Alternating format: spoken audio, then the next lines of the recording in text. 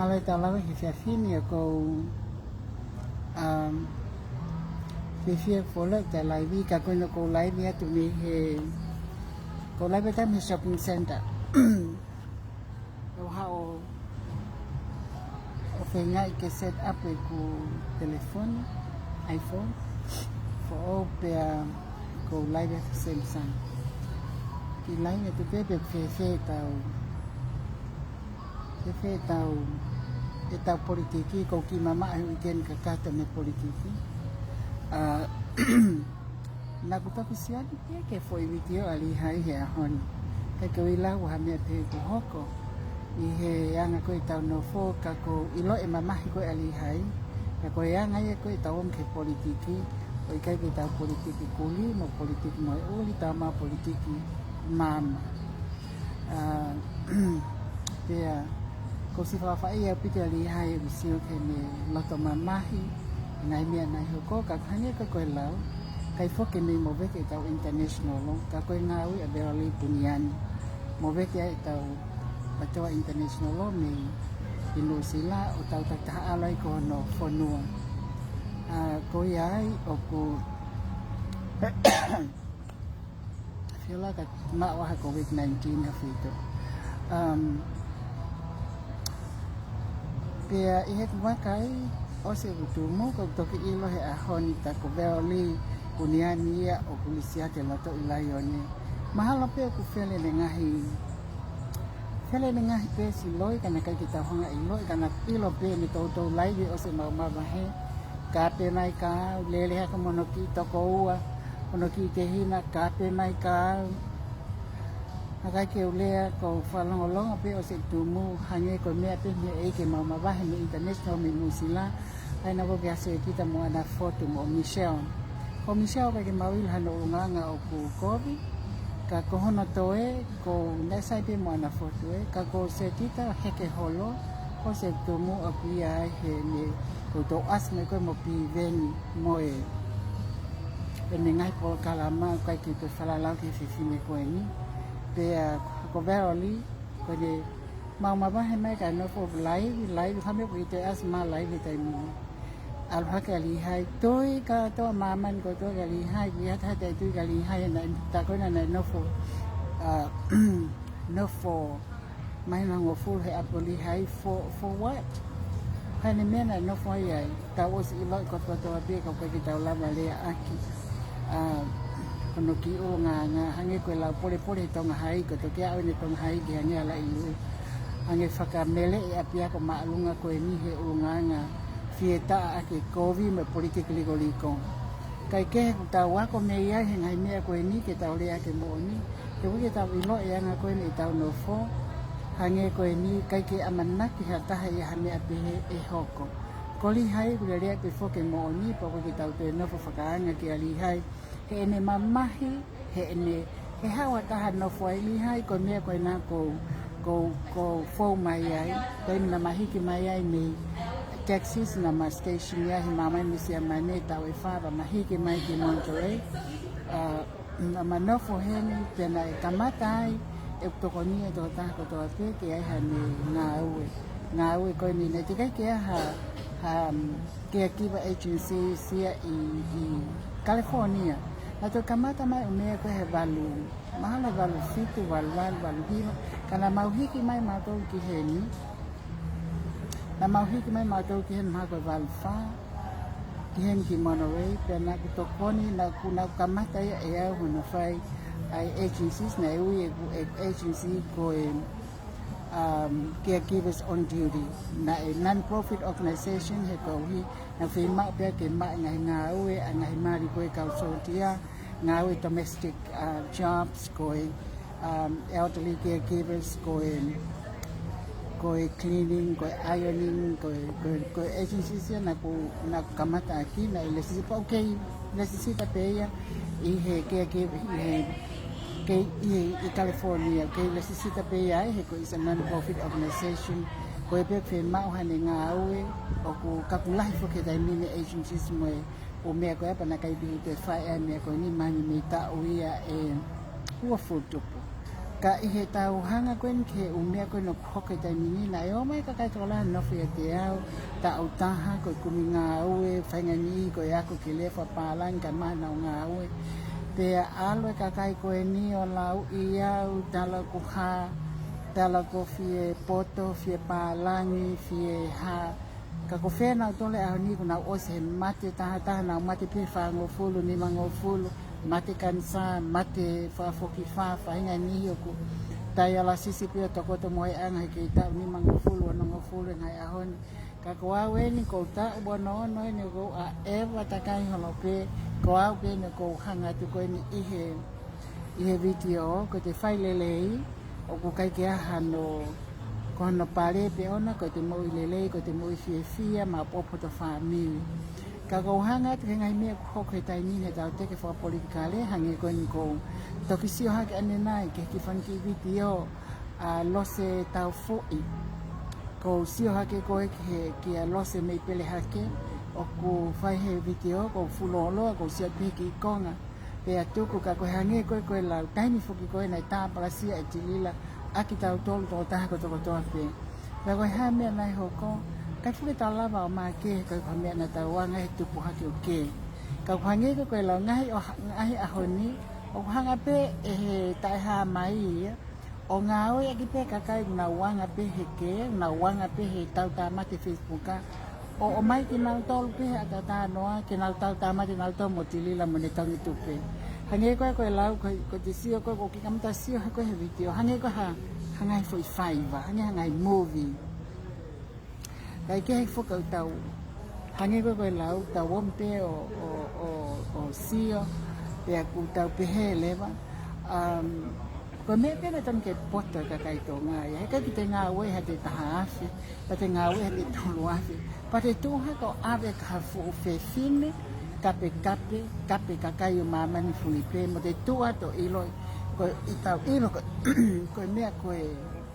na kai ka taha mo o ku ni Ngaue ke mo ni taha Valeary palaku loi ka kai paanga kana tua to ate na paanga ki ai koe kai ka taha investment ha me ko ke o ai ki Maryland ko ke upan ke fele na ngai pro kalama mutual funds mena retirement funds ke na wo ave na silimio tu kuai o kumalo kamati Tilila pongpong ko feho mo paanga tong tupe e ka extenia o alu ko ya ko feho mo tong tupe ai o ku hange ko lau ko ngai mea ta fakalao ngai mea ko no pune fai ka kai fo ke mo ta tai mi to kanga ki ai he to alu peia o mau u ka feitu kono kailanga ki ko ne lo si tau fui e mau ia feitu pe ko skamata pe no ilo ka ko ta poat ka ki motolu ko ngai me ko no ko ni ta fakalao is a national crimes in ko fai ko ne Tilila he ko ke hata nak panga investment o tala ko tanak panga mai masiva ka o ikai ko tanak panga mai masiva ko tanak patu panga he ko hi nakanya na Ngaue tu mau anai ke retire me yai hono mari o nai ku retire tala ko to ke ta ko ngai funky to ke ta pe ia I JD ko no juristic of doctorate I he funky college lawi ki fangani to ki ma o na PA ko ma apa na watu le ba te ki fita we wa ma wa na JD ko ia ka ku kai ke ha na license na pass he pa lo ya una ilo pe ngai me frala te na Ngaue pe kai ka taha o ki heliko department ka witaya mahalo ko no mali hanga teo na faya ko he apia ko mahalo ka handicap pe ko o funky ko primary school I think ko elementary school ai ko te ilo ko ni Ngaue aki Ngaue aki pe he ko no mali ko to ke ta is a charity o kulahe pile ka JT Tonga he ni ko ki na pa ka na Ngaue ngai ko department ni ngai panke ngai ka ta halala ka ta halon ko ngai ka ta fatau api I he taha iai hono malae iai ai ko tu ko me no fa ke fefine ko ni ka ko ni kamata ni mau mai ka ko ta ben ha me ke talat ka mo tolu ko ngai me ko fai e Tilila ko he tai mini ngai yuki paanga o faka e sia mai aki pe ko ni hanga o fu faka'otua mai I ko to ko ni masiva ki Tonga ko tala me ake to ko ni masiva ki Tonga kai ke hoko to ko ni ke masiva I Tonga ko rakto ko ni ipeia e tilila mo kinau tolu ai na tana paanga ni ko feao tangata e ki ko feao me ulo mai tu po ko tana paanga pe ko hi ko nau fien mau ki ha nau paanga ko that's how they make their own money from the poor people pockets in America. Ai ko vale pe ka kai tonga ko me ta ni mango fulo no fe americani te ke ka wa ka fahinga me ko li paanga pe ko fakatu'u paanga ikai o te au ke ka tu te paanga ke panke o pau o ke ta te anga ka kai noa ia ke te ate cash ki he pa te tale ke wike ko o ke pe ke ka ka fahinga me pe he pe ko o ko hanga we ko men ke ka kai ke tuku Enau ka ke fahinga me ko ia ilonga akoi kwa hapanga o kumole ilonga akoi kwa hapanga na tana ki e taha ko uraki me he kai te alkita ki a polisi ke ngai me ko no ko fai ko tilila mo ka take ki mo alki a polisi o mo alu ki he attorney general ko a county ai te mo alu ko DA district attorney ko kumi i ho telefoni ko kumi pe ko fe DA district attorney Hanyagan ko Mount County, Monterey County, o Salinas, o Kuyai, and Mount District Attorney. Ko alo pe launga ko kiai, ko alo launga kiai. Ke mole ha me awia pe ke te fai e ko fakailo ke mole ha paanga e fai he District Attorney. Hanyaga fitung no fatilila, I think ko Soakimi pe Joaquin County te ke alo ke DA District Attorney iai. Kumi wahinga ko ni San Francisco. Ko fe wahinga ko ke San Mateo, San Francisco, kumi a district attorney. Te ke alo ke office ko district attorney, ai ko county courthouse ia. Eke a DA district attorney. Te ke alo fai ho launga ki ai. He kai ke mole ha paanga ke ti algo ai lawyer ke ti algo ke a police. This is a national crime. Hataha o kuha o uki paanga ta nakio develop investment ia ko fo me allahi a investment company ia kai ko me ia ke fa ka ta tan pang ka kai ko ta pe wa na invest company ok me ko fo poate ia ko ka kai ia mai to ko full ok na ta ki miliona na to ki loto ke fa o Enau loan company pe ko fratau ka pe ko ngai me ala ko ni ia o puta na ki tilila me kate masiva ke fa'wa ke ne fo itupe pe ana ko me ana mono mali ke ko nawa e arrest ki nawa ari ki bilisone e he district attorney DA district attorney o county ko na mole ha panga he tupe mole i tori fetu'u mole fa hinga pa ana pe ha ke mo li pa ana fa family ani ko na kawai ko alia he ke mo wo mo to ki a police te mo wo ki he district attorney ilonga ta ne kai ho pa anga ko hia is a national crimes te ke alo ko ke district attorney fa fon ho paperwork launga ko lahia nge ho mo alo ko ke ngai district attorney so launga te ilonga ki le vai launga hinga to no tilila ki ai Ngaue launga mono mali launga mo fe ao launga mono mali ko fe ao ko me e te tau fai o e o Ngaue ake hingoa Ptoa ke kumi ai homo paku mo masiva e fonua paanga ia ko Amerika ku te fie Ngaue hiko vere to tong paanga ko te alo fai Ngaue pe te fa amerikani ko pau ki to tong kita ko lao ke leipa ko hame ko te mo mai o fai ha mo Ngaue ka kai ko na nofo ni kai ai o fi ake fo ile ko te sapola diaspora ko Ngaue pe na kita viha o ile diaspora tilila na iheni pe mautolo ni mango fulu ko langa Tonga ko o mahi to family alu family ko mahina family pe ko to koni Tonga to ki ha ko fa to koni masiva ko fare papa to ta ko toa ko tai ta pe ka kai to masiva ko hita ni fa vale fare papa to ta ko toa me alele me ka kai ko to toa kai kike a ko toa ko tai meni tu mari atonga ko fiki ka kai to si pe ngai fetu ke takita hono faufaua fale alea o ko me ka kai ko ka kai masiva o hono ngai ba henga o to ko ni ki na tol o to ko ni ki na tol ke na ala kale bolo ko na fale ke malu me nofo ka kai ke hana me aku kai ko tai mi ko na tau no fitonga tau kai ki to o pe hewi ke to lai pele lai lu pe tau ki ka pai ka mo ha fu ko ngā koe puaka nei tamate yo pia ayo whakapaku. Tai me koe ana tau wami koe me koe kuanga e koe ni tonga koe kuanga tu Maria tonga e tai mini. O ku kai e lau pe koe kumi hele tonga ni masiva. Kumi me kape kai masiva i muringi ke awe ki kai masiva i tonga. O kai ke au e ki tonga kai tō loto pe ia he kato moi me alele moi ngahi peesi koe ni koe ai kakai koe una whai tanak panga ahai a Tilila pe ia pe amo wheao. Ko rata ki mautolo ko mau lave ili lave a kovi i ngahi paanga koe ni koe hange koe ni. Na moau na ne are e balungiau mea te au koe ne palo hea ki iau koe to koe ni kene whaai alo. Koe mea koe ia te whai le iau i he koti koe ni. Ai mea koe ilonga koe tatara pe ko tola te au wangeau whangeau mo alu ke district attorney.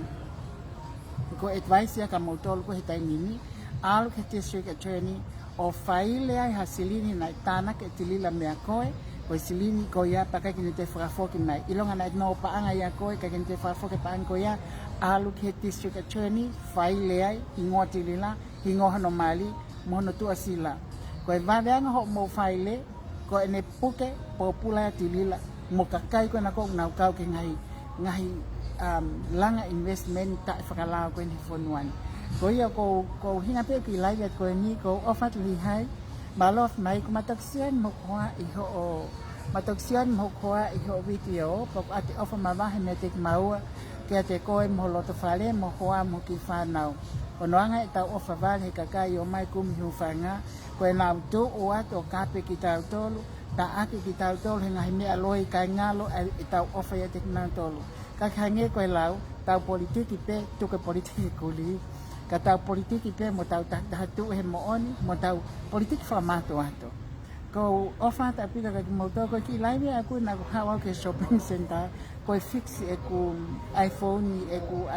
12 ka ku kana kai ke boloka telefone taha ka lawa download ke ku mea ke telefone ko ya ta ko hi ka pulia e ku Apple ID. Ai ko tare ko ku live te na wi ki Samsung pe extra phone ko me ko live te me pes ko ni ai ko Malamaefetu'u pe ka ko ai pe me marino ta ku i marino pe ko pa ko pes punya ku e u na u ma pe peesi ku ya hingo ta ta pe i na fa ke ku online business e pes ko ni ai ku ai ma ku lu po taha pe ko hinga ko Ngaue ka pe hingo ka ko ofa ta pe ka mo to na follow puli ai fo wi ke ko ni koe kai koe ke mo ui e ku telefoni ko ia ke poloka e disable. Ka koe ni toksai mahal ka pong ka ko lai ka ta koe ko lai po lai biate ki telefoni ko ini. Ko ia wate ku ofa ka ki mautolu te mau penolo he poni ai ko tu mahal mau penolo mo fe awin pola me Britania. Ko te kai ko ilo pe mahal sen holo ka mautolu te mau penolo hen fata me ka Nusila me ka Australia. E mau penolo at me hene hosi ko ni Disney